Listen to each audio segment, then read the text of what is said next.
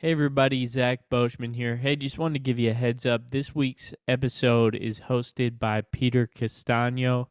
He is the other co-owner of citizentruth.org. Just wanted to give you a heads up, but in case you notice a different voice asking the questions on this week's podcast. Our guest is Dr. Glenn Diesen, and this is a very interesting conversation. So as always, comment, subscribe, leave us a review. Let us know what you think. Much love. Talk to you soon.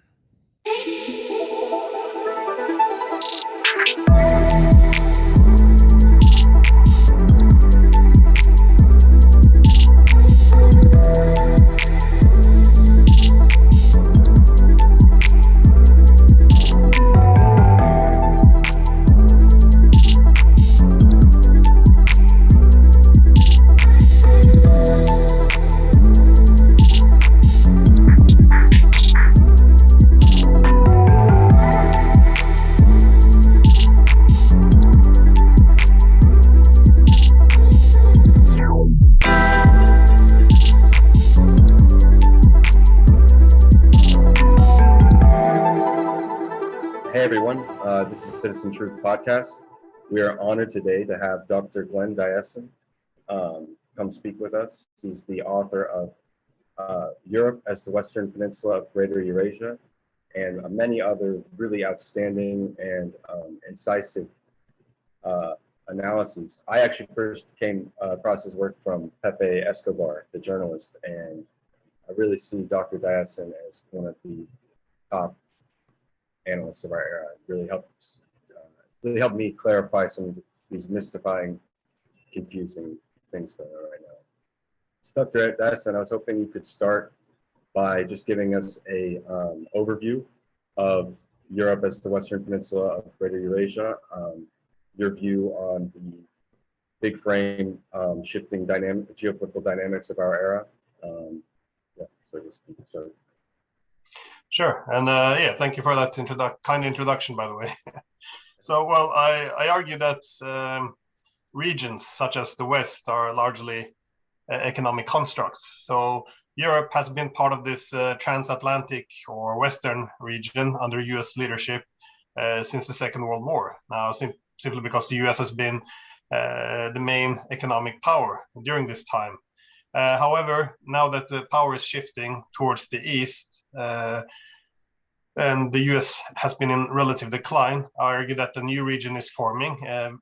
Again, a greater Eurasian region. This is not my term. This is what Russia actually refers to it, and they use in the partnership with China. Now, the greater Eurasian region, the envision goes from the Atlantic to the Pacific, so encompassing this entire Eurasian continent. And with this Chinese-Russian partnership at the center. So subsequently, Europe is divided between two regions. That is, it becomes part of the transatlantic region and also part of Greater Eurasia. Now, many might say that Europe will not choose the East or Greater Eurasia over the US. And indeed, I would argue that they probably will try to find a balancing way, a manner to balance. However, I argue that this shift towards the Greater Eurasia is already happening. Because as we see, despite US opposition and threats of sanctions, the Europeans are already buying Chinese high-tech products and systems such as 5G that underpins future technological platforms of this fourth industrial revolution. Germany finished building a pipeline with Russia, also despite threats of sanctions from the US. Turkey bought Russian weapon systems despite sanctions from the US. A lot of European states have signed up for China's Belt and Road Initiative, and we also see that the Europeans themselves are concerned about American payment systems and begin to use alternatives. And I guess the first indication of all of this was the China's launch of the Asian Infrastructure Investment Bank in 2015. At this point in time, the US cautioned all its allies that this was a rival to the US-led IMF, and they should all ignore it. Instead, all of US major allies joined it, with the exception of Japan. And this is what we see as economic power shift to the east and dependencies shift to the east. The political loyalties have a tendency to follow, and we see evidence of this now. So, simply put, the interests of the US and Europe are therefore splitting. to some extent, and Washington attempts to get the economic loyalties from the Europeans. But the leading theme in Europe these days is how can we become more economically independent from the US? So how to assert strategic autonomy and achieve European sovereignty. So we don't have to follow in the US footsteps. So that is the main theme of the book. Excellent. And could you go a little more in depth into something you brought up there, which is sort of the high-tech rivalry between the U.S. and China taking place in Europe, and sort of the wedge tactics going on to of the great powers to get a foothold in there. And you go through a lot of examples from Greece to Italy of bilateral relations versus the big frame situation. So if you could go into that. Well, it's important to first look at how China and the United States ended up in this in these tensions, because towards the end of the 80s and early 90s, the trade agreements appear to be built around some international division of labor. That is, the U.S. would do the high end of production in the global value chains. So it would do the innovations, and China would be at the lower end doing the manufacturing, assembly. So in very simple terms, the United States would invent the iPhone, and China would assemble it. But as we've seen over time, China's been very quickly climbing up global value chains, and now it's in a position where effectively it can make the iPhone of tomorrow and assemble it as well. So the foundation of this division of labor between the United States and China has disrupted to a large extent. So this is something that I think Donald Trump pointed out, but there was, which was a reasonable argument. Say what you will about his other policies, but this was something that was recognized, something that also been therefore repeated by the next administration. So this is kind of important, because economic power, it tends to this is where a lot of political loyalties originate. So there's a lot of good examples. You have you mentioned Greece. The Chinese bought up the port there, and from there on, they're developing infrastructure further into Europe. So they have these different bridgeheads. They're working now with Russia to develop this, northern sea route in order to connect the east and west through the Arctic. They have this launch of this 5G technology now across Europe, and this is quite important because 5G technology is considered the nervous system of all our new technologies coming along, associated with this fourth industrial revolution, which is just defined as when to some extent, when the digital technologies can manipulate the physical world. So your self-driving cars, automation. So all of these 5G technologies will underpin the the ability of cars to, for example, talk to each other and be able to what's the word I'm looking for, to exchange all the information necessary. So there's a lot of a huge vast array of different economic projects which are being used, which are connecting now Europe together with Asia. And again, that's the concept of Eurasia. It's Europe and Asia are often considered two separate continents, but now they're kind of coming more together. And this has been disrupted a larger process, because in the world we can, for a long time now, we've had effectively three major economic regions. You had North America, Western Europe, and East Asia. Now the US has been able to establish its central position in the world after the Second World War by putting Western Europe and East Asia kind of under the US authorities, by having these two regions of transatlantic region and the Asia Pacific region. However, now we see that these efforts to integrate Europe with Asia is to some extent will bring these regions further away from the United States, and thus severely diminish its influence. That's great. Actually, your point about the origin of the current U.S.-China dynamic in the split to have China as the manufacturer of the iPhone, while the U.S. is the innovator, brings me to my next question very well, which is a passage from Europe as the Western Peninsula of Greater Eurasia that really stuck out to me. So the U.S. is a corporate state defined by the excessive influence of corporations over the state, which enables China to influence Washington through Wall Street. As a prominent and influential professor in China boasted, with the return of Biden, China could rely on a network of our old friends who are at the top of America's core inner circle of power and influence. So I wanted to ask you about this sometimes seemingly ambiguous line between the state as the fundamental unit in the international system and the degree to which the transnational capitalist class can undermine sovereignty here. For example, what role would you say, for example, the US-based multi-trillion transnational asset management firms like BlackRock play in the international system? Do these transnational asset management firms generally operate within the framework of US imperial strategic interests, or are there divergences? Just to give a little bit of context here, BlackRock CEO Larry Fink is a chairman of the Council on Foreign Relations, which is generally considered to be somewhat of a window into US ruling class thought and debate. But his company also invests massively in China, which has become a source of recent criticism from George Soros. So I was wondering if you could help us elaborate on this and make sense of this seeming contradiction that I know is confused. Well, sure.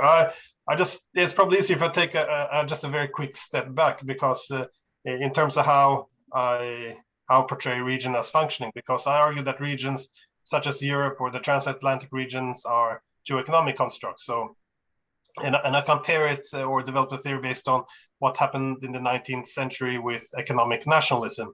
Now, the basic assumption back then in the 19th century was that you needed industrialization in order to as an intrinsic part of nation building. So, for example, when the United States, it had its independence from Britain. However, as Hamilton and others recognize, if you want to maintain, if they wanted to maintain this peace or maintain the sovereignty, they needed some economic autonomy. That means controlling the key geoeconomic pillars of power. So what they came up with was this American system, as we all know, and it rested on three pillars. You had economic, you had this strategic industries, which would be the manufacturing base. They had the second, which was rail and ports, which are transportation corridor, and the last was a national bank, which is the financial institutions. Now, afterwards, the French, the Germans, the Japanese, the Russians, they all began to follow a similar script in order to effectively recognize that economic power was necessary to have proper sovereignty. Now, what I argue is we have the same with regions. So, for example, U.S. hegemony after the Cold War, Second World War was based on having all the high-tech industries controlling a lot of natural resources as a strategic industry. And the second was transportation corridors across the globe. It took control over the key maritime corridors. And third, it had, through Bretton Woods, it controlled the main development banks and also making the dollar the key currency. So this is kind of the foundation of having a global region. Now, under these conditions, it's often conducive to have free trade, and national interests can often harmonize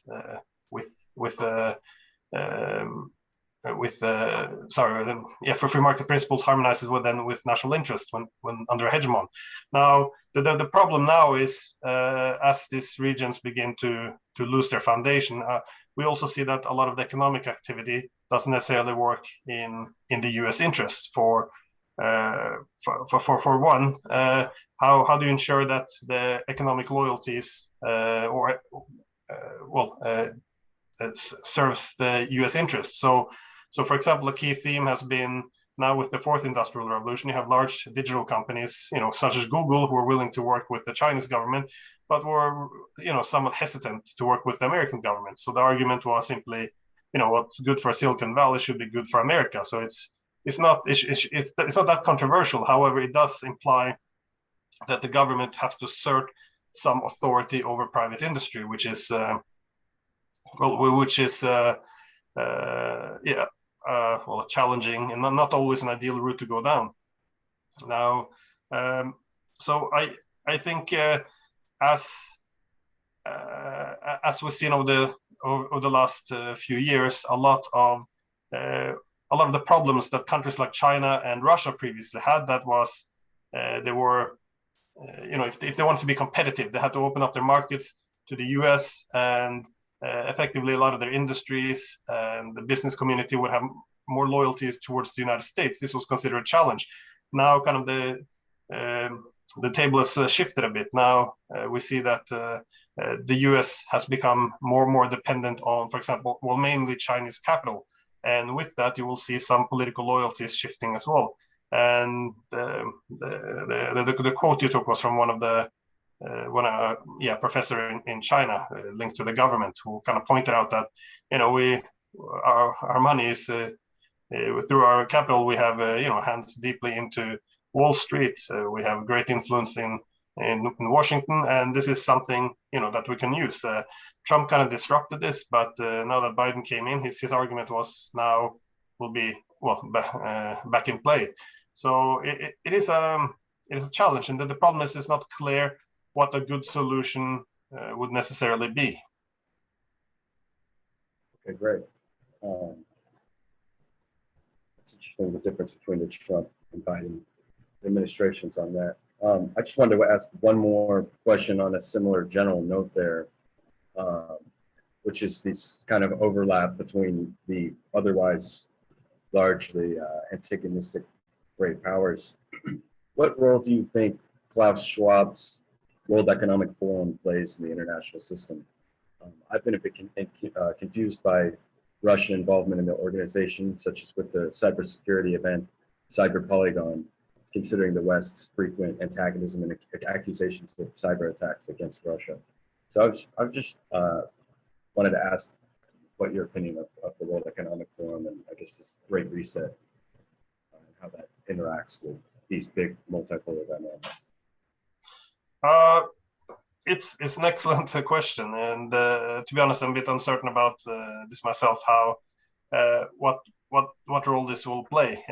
When this expression first came out, the Great Reset, it was a little bit dismissed as some conspiracy theory, but then you see different world leaders, one after the other, begin to cite this. So, the Great Reset is a reference to some of the socioeconomic and political consequences of this new fourth industrial revolution, because with these new technologies coming out, there's a growing concentration of economic power, and it shifts how society is structured, and I guess some of it has been received possibly being a bit dystopian, because Klaus Schwab been quite open that those who adapt will benefit and those who do not will suffer.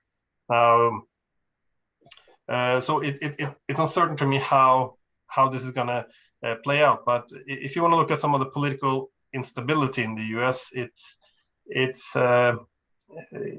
worth looking at how the failure of organizing society according to new technologies and the new distribution of power. So, for example, we talked before about how China and the US had this new division of labor in the late 80s and early 2000s. So the simple argument, the simple formula was similar to that what Britain had with the Europeans and the US in the 1840s. It suspended the Corn Laws, in which repealed the Corn Laws. So the main division of labor was the British would make manufactured goods, the Europeans would make agriculture, and this would kind of cement British leadership. Now, to some extent, this is what the US also did with China and the rest of the world in the early 90s. The trade agreements gave the US more intellectual property rights, extended and better enforced. And in return, the US kind of outsourced a lot of its manufacturing industry. Now, this kind of makes sense. You have a division of labor where the US will then dominate the high ends of global value chains. However, what they forget often is that these are not just numbers. They're also people. So a lot of these people at the center of in the middle class of the United States, they all lost their jobs, and instead of stepping up into higher skilled, higher wage work, so they all becoming engineers, many took a step down, so into lower wage and lower skilled work. So you had this under this division of labor, you had either rich or poor, and it created a division in society. Now this already made the deal poor, but then in the long run, it became even worse because China was able to use its trade surplus to subsidize its own industries, to climb the global value chains, and thus also take the higher end of global value chains. So it's that on its own has disrupted society. So we can also look how this great reset. What does it mean? I think it encompasses how socially, according to Schwab at least, that the people will have to accept owning less, and this is supposed to make them more happy. The economic power will concentrate even more. It will take more of a globalist format, but I have to admit I don't see his visions playing out the way he thought it would, because it will simply be too many socioeconomic disruptions and this globalist sentiments. It doesn't have the cooperation of all the main actors involved either. Interesting. And could you talk a little bit more about AI? I know you've done a lot of really interesting research in your book on great power politics and the fourth industrial revolution. The competition for artificial intelligence or strategic cutting edge among China, the US, and Russia, and their national security strategies. And something I've heard you mention that I also think is very interesting is the possibility that elements within the US policy making or ruling class elite consider some degree of greater authoritarianism beneficial for strategic purposes and competition with those countries. Well, there is a bit of a dilemma. I mean, in the United States in the past, they've had when the oil companies became too big, they could be broken up. Now, in international trade, you do have, or in the international economy, you do have a dilemma. If companies become you want companies to be big and powerful, such as the tech giants, Amazon, Facebook, Twitter, and all of them, and Google, because when they're big, they're able to be more competitive in international markets. However, when they become this big, they can also begin to dominate the political system. So the question then becomes, as many Americans have concern now, what do you do when these tech giants that grew up are able to disrupt, are able to become more authoritarian, more intervene more in domestic politics? Now, this is you're referencing a different book, of course. That's the Great Politics in the Fourth Industrial Revolution, and that actually came out early this year. When I wrote it, many things hadn't happened yet. For example, this event when when the leaks from Hunter Biden laptop came out, and you saw Facebook, Twitter intervening and effectively censoring news revelations because they thought it would impact the US election. This is very much unprecedented. So you already see that this is a big issue, that you have these very, very powerful companies now, effectively censoring the president of the country. Now, you have all these discussions. Should you cut them down in size, split them up? But of course, then they will not be able to assert the same authority in international markets, and you would hand over leadership to China. So this is a bit of a dilemma. So the common solution would be then to have this, keep these giants at an arm's length, so tie them closely to government.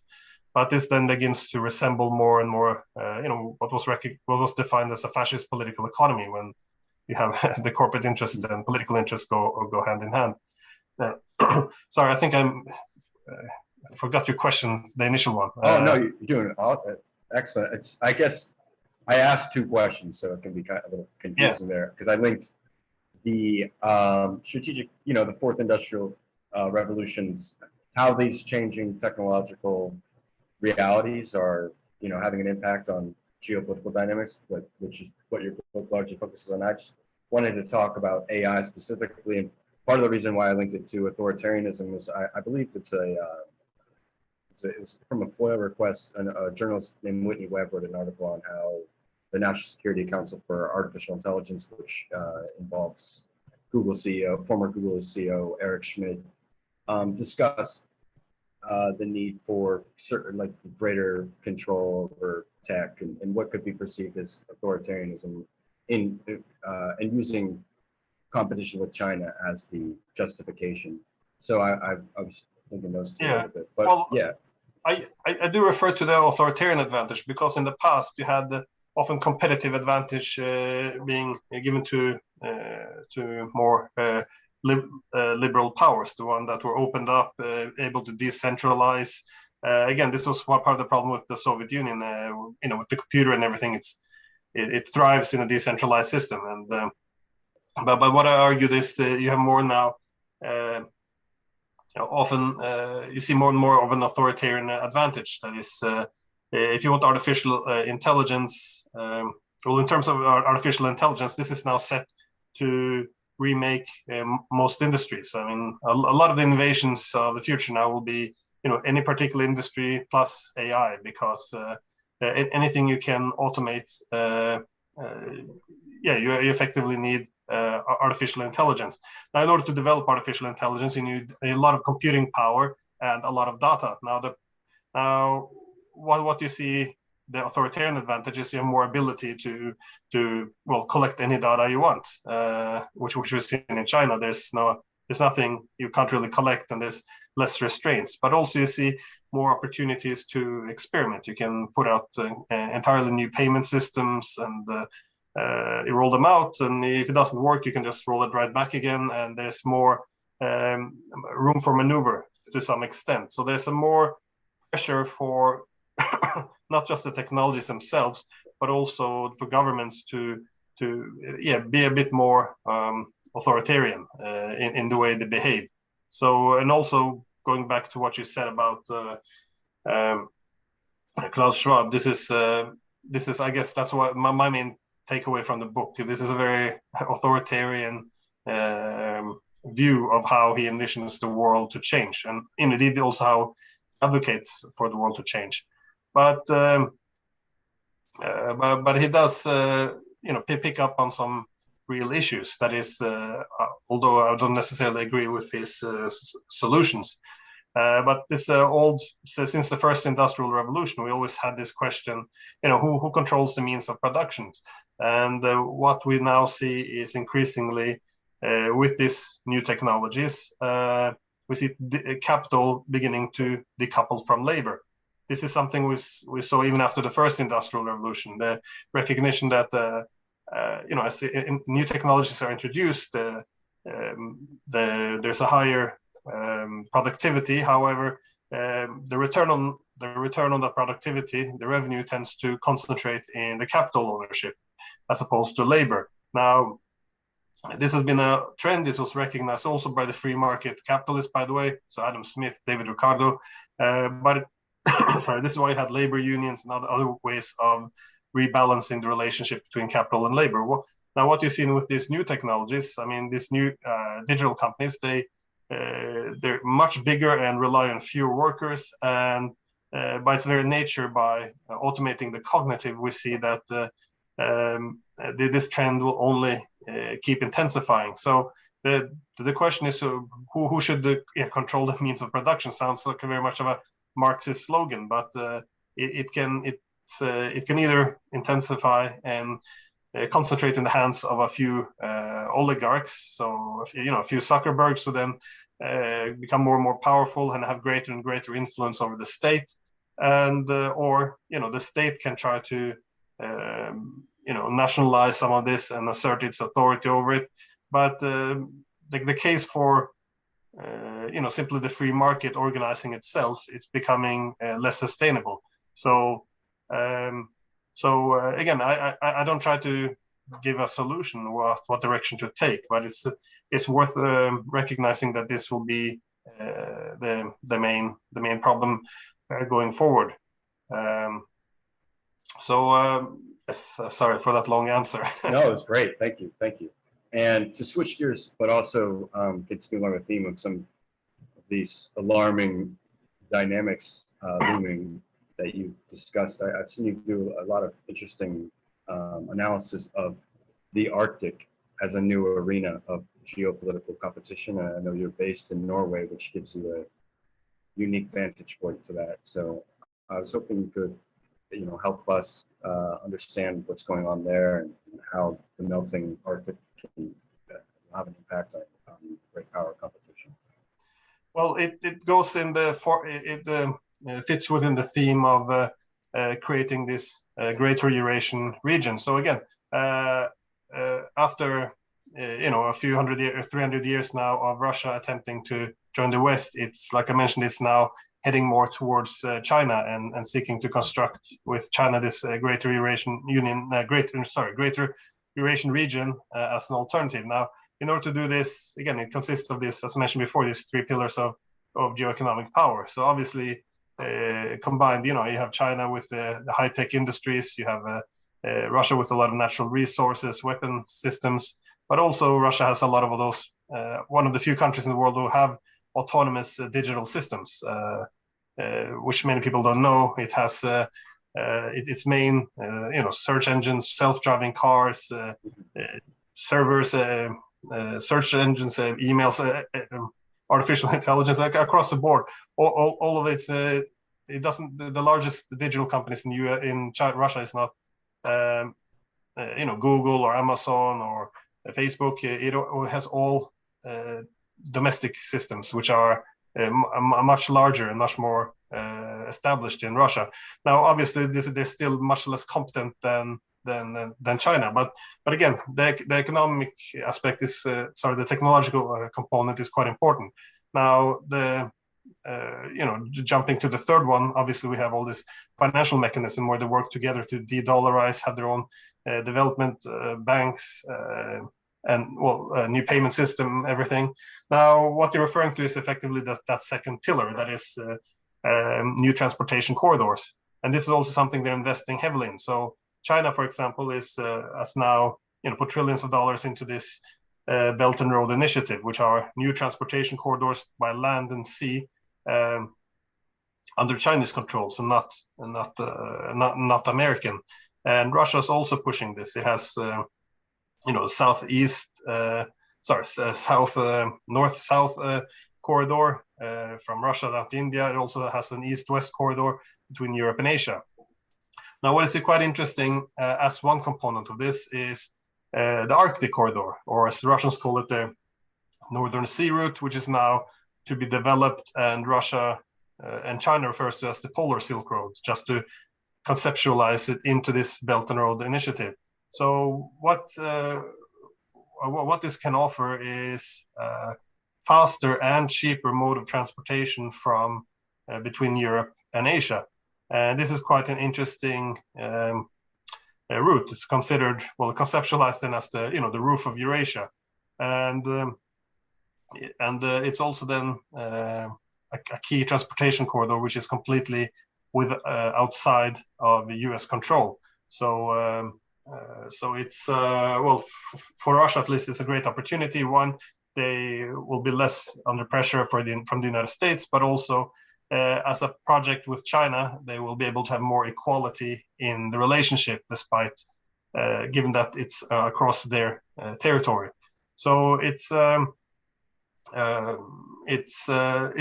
many new initiatives to again tie together Europe and Asia into one large continent, and it's not hard to see why this is of interest, by the way, to Russia and China, because in the unipolar order after the Cold War, Russia and China never found its place, that is to have effectively a voice at the table. Now, Russia was always afraid it would be at the periphery of Europe and periphery of Asia. But if you have this greater Eurasian construct, it suddenly is put in the center. And similarly, China, it didn't want to. Well, for all this time, it pursued what it called peaceful rise, which was not to attract too much attention from the United States and focus internally, but at some point it would grow too large for a US-led region, and it would have to challenge it. So it really needs Russia as well to integrate this greater Eurasian space. So it's the Arctic therefore plays quite an important role, and to the dismay now of many European countries, this was a region which we thought that we had first tried to work with the Russians, because the Arctic is full of energy reserves. It's a great potential for a transportation corridor. But after 7 years now of anti-Russian sanctions, Russia has effectively given up on this previous greater European initiative, and now instead looks to the east. So all of these projects in the Arctic, which was previously earmarked or reserved for Western powers, have now been either given to domestic industries or handed over to the Chinese.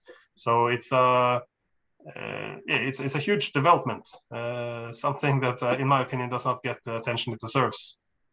Yeah, definitely. And on the theme of Europe as the center of this big frame geopolitical competition, I wanted to ask you about your conception of France as a Gaullist power, and how France could be an important player in charting a course of a greater degree of autonomy for Europe, potentially on the political forces influencing Macron, and just as a recent example of the ramifications of the AUKUS dispute. So yeah, if we could talk about France. Well, again, when I wrote this book, AUKUS hadn't happened yet, but it kind of support the thesis put forward in the book, which is, as you mentioned, France was, under Charles de Gaulle, it was very uncomfortable with being, with having Europe drawn into this transatlantic region, because it meant that Europe would be, economically, to some extent, culturally subordinated to the United States. So he was very fiercely opposed to this. And while he was, very much for national sovereignty, so European cooperation as a mode of shedding some of this excessive reliance on the US. Now, what has happened over the now in the late years would be with the rise of China is the whole cost-benefit relationship with the partnership with the US has been changed, because now that the US looks towards Asia, or China more specifically, the US resources, focus, and priority will be given to the East. So there's less focus on Europe, and at the same time, America keeps putting demands on the Europeans to follow its policies. So,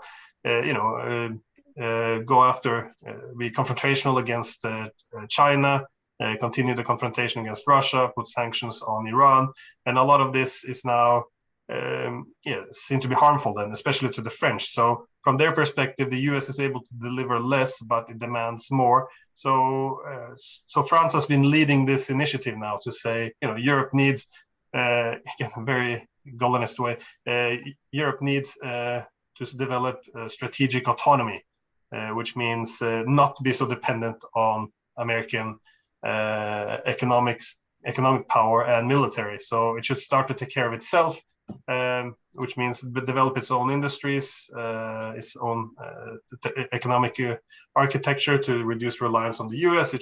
Europe should develop its develop its own army, that is an EU army, independent of the United States. And part of the idea is then, if the Europeans can become more autonomous, then they can form more independent or pursue more independent foreign policy, which then would suggest a different policy towards both China and Russia. So this is something that has changed over time. Now, there's been some efforts to find a way of working this out, this divergence of interest. But as we see, there's simply the interests are not there. And NATO has tried to, well, the Europeans have tried to increase their value to the Americans by, saying, yes, NATO will also go after China now. However, it's not enough effectively. The Europeans don't have capabilities there. They don't really see the same challenges from China as the United States do. So while they can try to stop it, all the systemic pressures are pushing for Europe and the US to continue to split. And the AUKUS deal you referred to was a perfect example of what happens, which is France had a huge submarine deal with Australia, and this would also give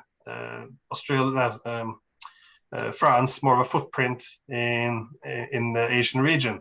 Now, what happened was the United States and Britain came in and had some secret talks with Australia, and they decided to cancel the deal with the French and instead replace it with a US-British Australian deal, so AUKUS. And so for the French, they were very much stabbed in the back, and they don't take kindly to this, and they kind of confirms the previous thesis. If you remember Macron, he referred to NATO as brain dead, which is the way people didn't talk about NATO before. But now this is kind of further convinced them that this disruption between the US and EU, it was not merely a sign of Trump, because everyone thought things would be better when Biden came, but rather Trump was merely a reflection of a new system coming into place. And Biden, Clinton, they're all kind of recognizing that this has to be the priorities. Awesome. Well, I apologize. I realize we've gone a little bit over time. I could ask you about this stuff all day, and I really appreciate you coming to talk to us, Dr. Diesen. And I highly recommend anyone listening to check out Dr. Diesen's work, his recent books, Europe as the Western Peninsula of Greater Eurasia, Great Power Politics, and the Fourth Industrial Revolution. They provide a really phenomenal backdrop for understanding this really confusing, fascinating era that we're living. So thank you so much. Thank you. I appreciate it.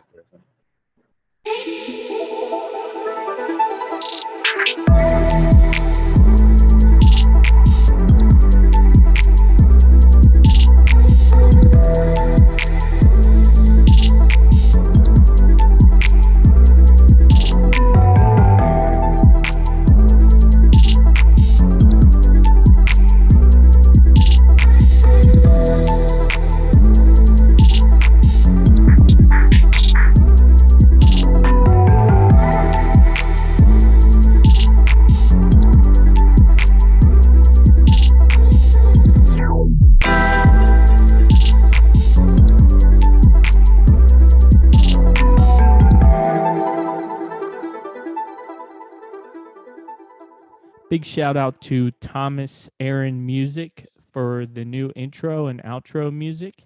And please check us out at citizentruth.org. Much love.